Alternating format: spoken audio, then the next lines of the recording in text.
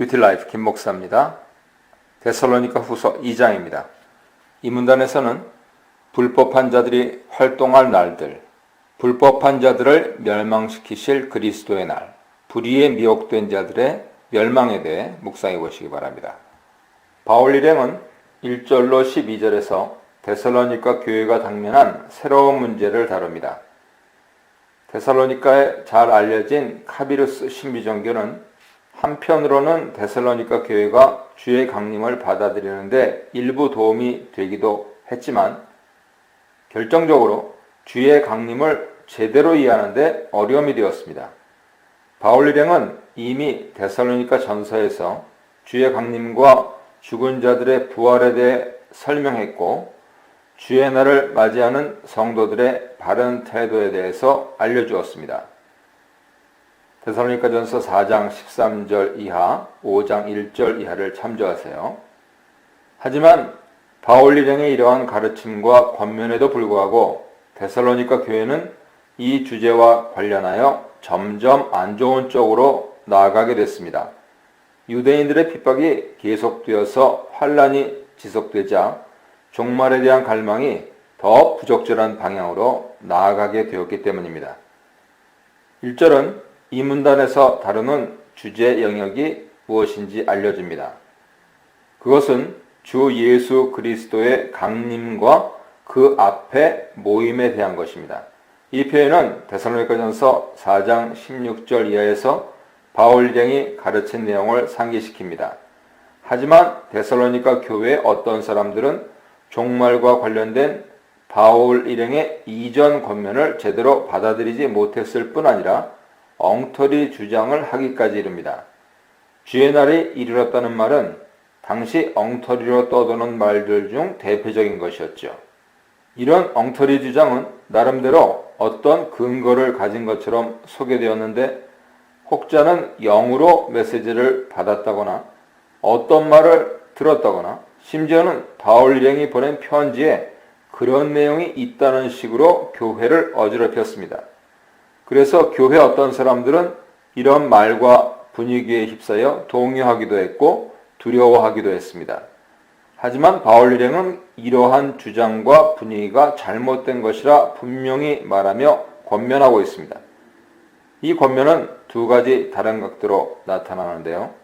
첫째는 교회가 다른 주장에 현혹되지 말라 2절에서 말씀하고 이어서 아무도 너희를 미혹하게 하지 말라 3절 상반절에서 권합니다. 한 번은 교회 공동체를 주체로, 다른 한 번은 속이는 자를 주체로 표현하고 있는 것이죠. 바울 일행은 3절 하반절에서 5절 사이에 왜 아직 주의 날이 이르지 않았다고 판단하는지 그 근거에 대해 설명합니다.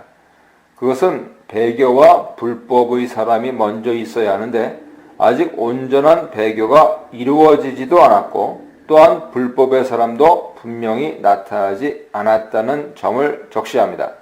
3절 하반절은 이 점을 명확히 먼저 제시하고 4절로 5절은 이 불법의 사람의 모습이 어떤지 설명하고 그런 내용이 이미 데살로니가 교회에 전달되었다는 점을 상기시킵니다.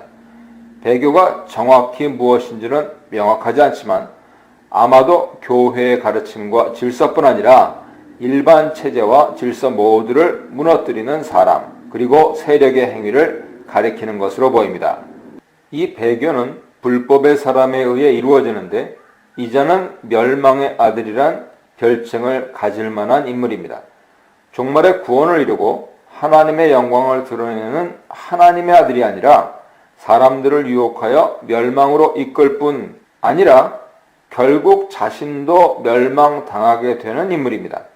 또한 그는 자신을 스스로 높여 하나님인 것처럼 내세우는 자고 그렇게 결국 하나님과 대적하며 맞서려 하는 인물입니다. 이런 그의 특징은 그 자신이 거짓된 인물임을 드러낼 뿐입니다.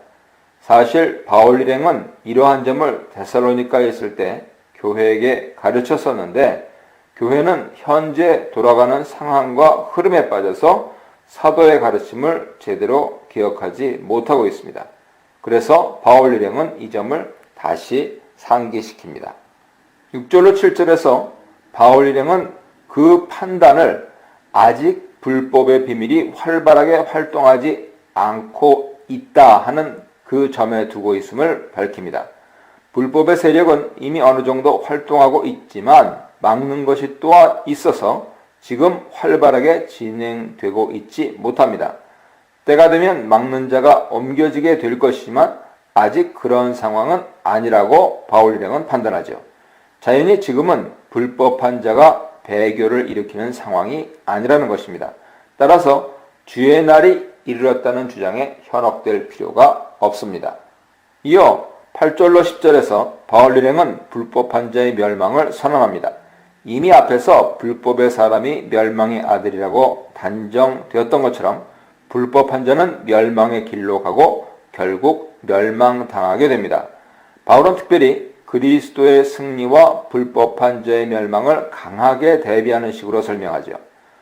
그 방식은 그리스도의 강림, 파루시아와 불법한 자의 강림, 파루시아란 두 표현을 대조하는 형태입니다. 불법한 자는 강림해서 사탄의 활동을 따라 각종 능력과 표적과 거짓 기적을 일으켜 사람들을 미혹할 것이지만 결국 그리스도의 강림하심으로 패하게 될 것입니다. 불법한 자의 나타남을 강림으로 표현한 것은 그만큼 그의 힘과 세력이 놀라울 것임을 암시하고 있죠. 하지만 그리스도의 진정한 강림으로 모든 거짓된 세력과 모습은 무너지고 심판받게 될 것입니다. 마지막으로 11절로 12절에서 바울 일행은 엉터리 가르침에 빠지는 사람들에게 경고의 메시지를 던집니다. 속이는 자들이 거짓으로 속인다고 해도 그에 빠지는 사람에게 책임이 없다 말할 수 없습니다. 속는 사람들도 마찬가지로 진리를 제대로 믿지 않고 불의를 좋아한다는 표시를 드러낸 것이기 때문이죠. 따라서 유혹에 넘어가는 자들도 심판을 받게 되고 멸망의 자리에 가게 됩니다. 이 문단에서는 그래서 흔들리지 말고 굳건히 서서 사도 전통을 지키라 하는 점에 대해 묵상해 보시기 바랍니다. 13절, 14절입니다. 바로 앞에서 바울은 미혹당하는 자가 구원받지 못하고 멸망당하는 것을 강하게 말했는데요. 하지만 곧 이어 데살로니가 교회에 대한 감사와 하나님의 선택을 언급함으로써 어두운 분위기를 바꾸려 합니다. 하나님께서는 데살로니가 교회를 그리스도로 말미암아 새롭게 창조되는 백성, 즉 그리스도로 말미암는 첫 열매로 택하셔서 성령으로 깨끗하게 하시고 거룩하게 하십니다. 성령으로 말미암는 백성들은 진리를 믿어 참 구원의 자리에 들어갑니다. 이렇게 데살로니가 교회가 구원받는 것은 주이신 예수 그리스도께서 영광을 받게 하기 위함인데 이 목표를 가지고 바울 일행은 복음을 전파하러 마게도냐 지방으로 나아갔고 빌립보를 거쳐 데살로니가에 이르러서 복음을 전하고 있는 것입니다. 바울 일행은 15절에서 2장 1절로 12절에서 가르친 내용을 교회가 분명히 지키도록 다시 강조합니다. 데살로니가 교회에서는 바울 일행이 했던 말과 이전에 보낸 편지를 왜곡하거나 부풀려서 엉뚱한 이야기를 만들어내는 경우도 있었기 때문에 바울 일행은 특별히 자신들이 한 말이 정확히 무엇이며 편지로 전한 내용이 어떤 것인지를 분명하게 깨닫고 붙들라고 다시 권합니다. 복음 세력자들이 가르친 바른 전통을 제대로 붙드는 것이 중요함을 일깨워주고 있습니다.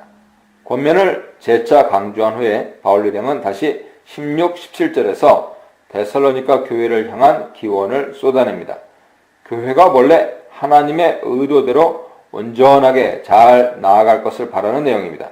이 기원문에서 이루어 가시는 분으로 주 예수 그리스도와 하나님 아버지가 함께 등장합니다.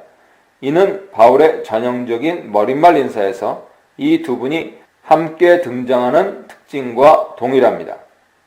보통 유대인은 하나님 아버지 한 분만을 언급했지만 바울은 예수 그리스도를 하나님의 보좌에 오르신 주님이시며 하나님으로 고백합니다. 따라서 주 예수 그리스도는 하나님 아버지와 함께 새 백성을 만들어 가시는 분으로 나타나고 있습니다.